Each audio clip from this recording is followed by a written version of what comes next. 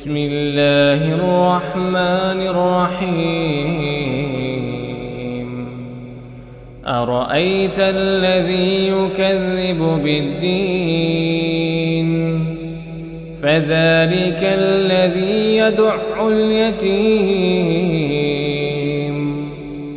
ولا يحض على طعام المسكين فويل للمصلين الذين هم عن صلاتهم ساهون الذين هم يراءون